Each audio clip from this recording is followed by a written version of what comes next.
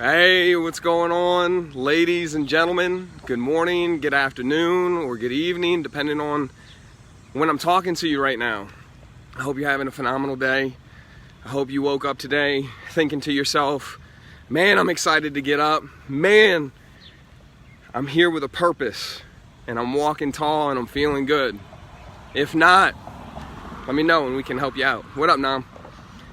Today, well, as a strength coach, I get asked a lot of questions, and a lot about nutrition, a lot about strength training, what's the best thing to do, like what's the best modality, what's the thing that will get me the results that I want as quickly as I can possibly get them.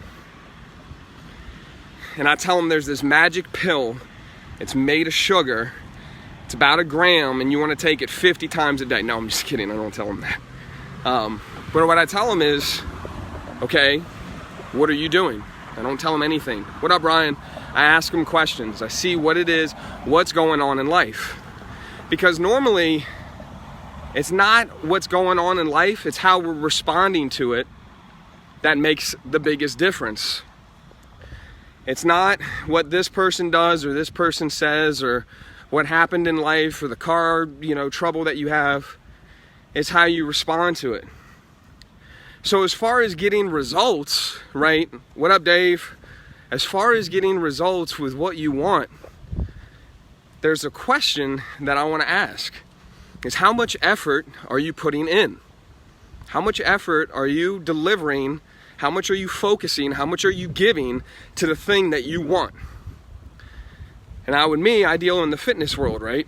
So one thing I love to ask my clients before our training session starts is if you could grade your day to day, what would you grade it? And usually when I ask somebody for the first time, they'll look at me a little bit strange, like, the hell is this guy talking about? I said, if you can grade your overall day as an A, a B, a C, a D, or an F, what would you grade it? C being the average, B being above average, A being outstanding, and sometimes I'll get C's, sometimes I'll get B's, occasionally I'll get an F, a lot of times I'll get A's, it's awesome. And I'll ask, okay, what made the day great? What was the best part of your day? And I'll get the answer, or what you're most grateful for. And occasionally I'll ask a question, how much effort did you put in for your day? What up, Curtis? What up, Andy? How much effort did you put into your day? And I'll kind of get a perplexed look every once in a while. But it's interesting, if you remember back when you were in kindergarten, when you were in preschool, when you got your report card, that was like the most exciting thing in the world to get. And you'd get your grades, maybe I was just a weird kid, you'd get your grades, and then at the bottom it would say like, this is the effort, this is their understanding, this and that, and you'd get like a plus or a minus, at least I did at my school. And with that plus or minus, it shows how much effort you put in. Well, usually the effort that you put in is exactly correlated with the results that you're going to get during the day. So if you had a B a day, a C day, how much effort did you put in? How much did you give? If you're not getting the results that you want in fitness and health and finances and your job, in a relationship, how much effort are you putting in? That's a huge question. And then it gives you time to reflect, right? To check yourself out and be like, wow, I'm really not giving that much effort, or man, I'm giving a huge amount of effort. And it allows you to see and to find and to create a solution. It's huge, it's huge, it's huge, it's huge. So let's get to it. Why aren't we getting the results that we want? It's because we're too comfortable. Think about that for a second. We are too comfortable. There's 2 reasons why humans change. And it's 1, because they're in too much pain, or because they're seeking pleasure. 2, they're seeking pleasure. What up, Paul? If you aren't changing, making the changes that you want in life, if you're wanting to get yourself in fitness, a more fit body, a more ideal body, but it's not happening, you can't seem to take those steps, it's because you're not in enough pain, you're not in enough discomfort in order to make that change. I'm sure there are a lot of people that could be watching this at one point where they either got more overweight than they really would have liked to, they put on more fat, or maybe they just were at a point in life where they wanted to take action, and what ends up happening is they become so uncomfortable with how things are, the current state of how things are, that they're willing to make the change. Or they know that whatever direction they're heading into the future will bring them so much pleasure, right, that they're willing to take the action. But pain is a great motivator, y'all. Pain is a great motivator. So if you're not quite in so much pain that you don't want to take action, which is a great motivator, but there's not enough pleasure for you to really move forward, like you'll be okay with where you're at, that's what I mean, you'll be okay with where you're at, then you're not going to change, you're not going to move. See, I've had this problem before with when I was bodybuilding. I've had this problem before with tobacco, and I have this problem before with eating too.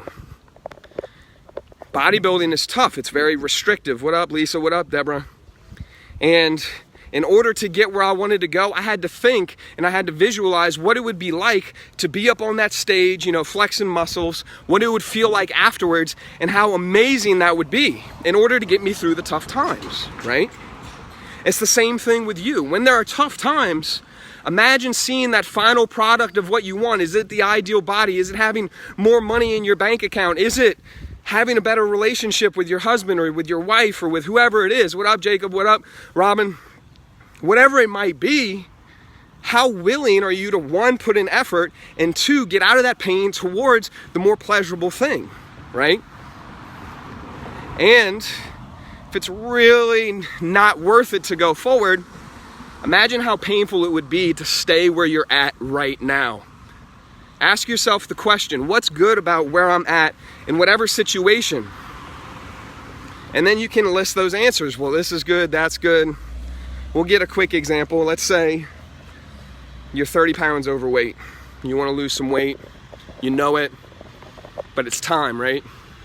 What's good about staying where you're at? What's good about being 30 pounds overweight? You get to eat what you want. You get to hang out. You get to keep the same routine that you're doing. There's other things too, I'm sure. But what's not so great about it? What's bad about staying with where you're at? If you're 30 pounds overweight, you might be breathing heavy. You might not be able to climb upstairs. Your cholesterol might be up. You might not be able to play with your kids as much as you want. Your relationship with your spouse could be better, right? You might be feeling sluggish, lethargic, mentally unclear, and it gives you perspective. It accumulates that pain because if you stay where you're at, you're not going to be happy. And if you stay where you're at, those feelings of just constriction or whatever it is that you're experiencing, what up, Jeff, will grow so large that you'll actually want to take the steps to change. But you've got to be willing to put in the effort. So ladies and gentlemen, what are the two things that motivate change in us? It's pain and it's pleasure. Why don't we take the necessary steps in order to change immediately? It's because we're comfortable. There's not enough pain in order to move from where we're at, and there's not enough pleasure in order to pull us forward.